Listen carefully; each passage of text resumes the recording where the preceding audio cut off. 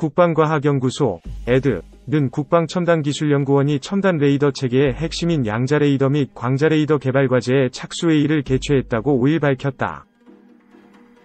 이번 회의는 양자레이더 및 광자레이더 기술에 대한 세계적 개발 동향 분석을 바탕으로 국내 개발 목표 수준과 중장기 발전 방향을 중점적으로 논의하기 위해 마련됐다. 이번 연구개발을 통해 원거리의 스텔스 표적을 탐지하고 추적 가능한 양자 레이더와 광 기반의 광자 레이더의 무기체계화를 위한 첨단 기술을 개발할 예정이다. 류태규 국방첨단기술연구원장은 양자물리 현상을 이용한 첨단 레이더 및 센서 개발 기술은 우리나라가 최첨단 국방과학기술 경쟁에서 앞서가기 위한 핵심 솔루션이 될 것이라고 말했다. 2. 국방과학연구소, ED 레이저 EMP로 무인기 격추, 스텔스기 잡는 광자 양자 레이더 개발. 국방과학연구소, ED 창설 50주년 맞아 개발 중인 미래무기 언론의 첫 공개 코로나19 치료제 핵심 물질도 개발. ED 미래 50년, 첨단과학에 도전할 것. 국방과학연구소, ED 가적, 적, 무인기나 로켓 등을 레이저빔으로 무력화하는 레이저 요격 무기와 소형 무인기 여러 대를 고출력 전자파로 동시에 쏴 떨어뜨리는 드론 대응 전자기 펄스, EMP, 발사기 등 미래 무기를 언론에 처음으로 공개했다. ED는 2020년 8월 6일 창설 50주년을 앞두고 지난 2020년 8월 3일 충남 태안 안흥시험장에서 미래무기 언론 합동 시연회를 개최했다. 이날 시연회에서 ED는 지난 2019년부터 시작해 2023년 전력화를 목표로 개발하고 있는 레이저 요격 무기를 공개했다. 레이저 요격 장치를 활용해 3km 이하 거리에서 10kW, 20kW 출력으로 레이저빔을 쏴 무인기를 떨어뜨리는 영상을 보여줬다. ED 관계자는 우리나라 레이저빔 생성 기술은 미국에 이어 두 번째로 기술 격차가 1-2년에 불과하다고 전했다. 이와 함께 ED는 군집을 이룬 소형 드론 3대를 한꺼번에 전자기 펄스, EMP로 요격해 떨어뜨리는 시험 영상 장면과 발사기도 공개했다. ED는 또 스텔스기를 탐지하는 미래형 레이더 광자 레이더와 양자 레이더의 핵심 기술도 연구개발 중이라고 밝혔다. 특히 미래 전장의 핵심 중 하나는 무인화 필요성에 따라 ED도 무인 수색 차량, 대잠 정찰용 무인 잠수정, 복합 임무 무인 수상정, 중고도 정찰용 무인 항공기, MUAV 등을 개발하고 있다.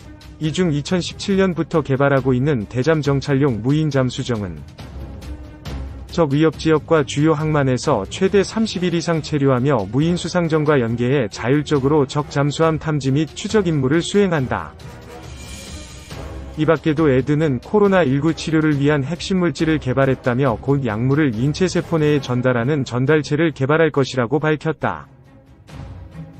무기체계를 개발하는 ED가 코로나19 치료제 연구에 착수하게 된 것은 한국 풍토병으로 알려진 한탄 바이러스, 헨탄 바이러스 치료제를 개발한 경험이 있기 때문이다. ED는 코로나19 유전체 정보를 기반으로 설계한 코로나19 유전체 치료제, 로 세포 및 동물 실험을 한 결과 치료 효능이 확인됐다고 설명했다. 남세규 ED 소장은 앞으로 20년 내에 탄환, 포탄을 사용하는 재래식 총은 전장에서 자취를 감출 것이라며 ED의 미래 50년은 전략 비닉, 무기 개발에 집중하고 인공지능, AI, 광자 양자 레이더, 합성생물학 및 우주 분야와 같은 첨단 과학에 도전하겠다고 말했다. 3. 양자정보통신 산업허브로 발돋움하는 광주. 광주광역시가 최근 정부의 양자암호통신 공모사업에 2년 연속 선정돼 양자산업의 허브로 도약하기 위한 광폭 행보를 이어가고 있다. 광주과학기술원, GIST 연구진도 양자정보통신 분야에서 지속적으로 괄목할 만한 성과를 내놓으면서 눈길을 끌고 있다. 광주시 인공지능과 양자산업 두 마리 토끼 잡는다. 최근 광주시는 과학기술정보통신부에서 주최하고 한국지능정보사회진흥원이 주관한 차세대 정보통신기술 양자암호통신 시범인프라 구축 운영 공공분야 공모에 지난해에 이어 2년 연속 선정됐다. 양자암호통신 시범인프라 구축 사업은 비대면 확산에 발맞춰 보안을 강화한 양자암호통신 기술을 공공분야에 구축해 실증하고 응용 서비스를 발굴하는 내용을 골자로 한다. 지난해부터 과기부가 양자산업의 기반을 다지고자 디지털 뉴딜 사업의 일환으로 추진하고 있다. 양자암호통신, 신호줄기보다 작은 빛 알갱이 입자인 광자를 이용함으로써 더 이상 쪼갤 수 없는 양자, 퀀텀을 생성해 정보를 전달하고 송신자와 수신자 간 해독이 가능한 암호키를 만들어 해킹을 막는 기술. 양자 얽힘 광자쌍을 데이터 혹은 암호키로 이용하는 양자역학에 기초한 통신 방법. 양자암호통신은 해킹과 도청 위험이 중요시되는 자율주행 자동차와 금융 데이터, 모바일 등 다양한 분야에서 안전망 구축과 4차 산업 신산업 육성에 꼭 필요한 기술이다.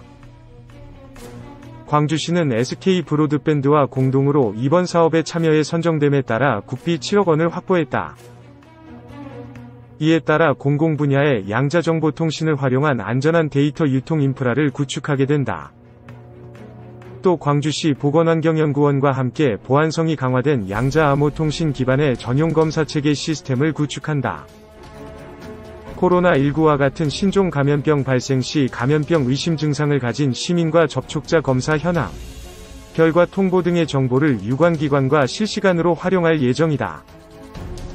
광주시는 민선 7기 공약으로 미래먹거리 사업인 양자정보통신 사업 육성을 추진해왔다. 지역 특화 산업인 광산업과 양자정보통신 신산업의 융합으로 미래먹거리 산업을 창출하겠다는 구상이다. 광주시는 지난 2018년 양자정보통신 산업 육성 기본계획을 수립하고 양자통신 국제 컨퍼런스 개최, 양자정보통신 테스트베드 구축을 위한 국비건의 등 지속적인 노력을 기울여왔다. 특히 올해는 광주 양자융합산업 육성 클러스터 조성을 위한 기획위원을 구성하고 양자융합 산업생태계 조성과 인프라 구축, 양자정보통신 양자센서 상용화 역량 강화 사업 등을 중점 추진할 계획이다. 손경종 광주시 인공지능산업국장은 양자암호통신 시험망이 구축되면 지역 내 양자정보통신업체의 제품 마케팅 활성화와 국내 양자산업의 경쟁력 확보는 물론 광주시가 양자정보통신 산업 육성도시 메카로 우뚝 서는 디딤돌이 될 것이라고 기대했다. 이어 앞으로 인공지능 선도도시와 더불어 양자산업의 성지로 거듭날 수 있도록 최선을 다하겠다고 덧붙였다. 지스트 연구진, 양자정보통신 분야 연구성과 눈길.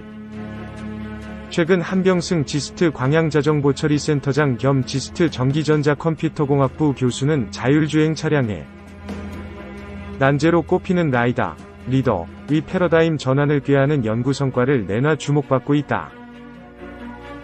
이 시세계에 한정된 기존의 양자역학을 광자의 입자성이 아닌 파동성으로 재해석해 거시세계에서 구현 가능한 퀀텀 레이저를 제안한 것.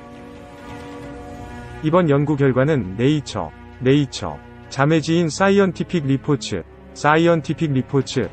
지난달 31일 온라인 게재됐다.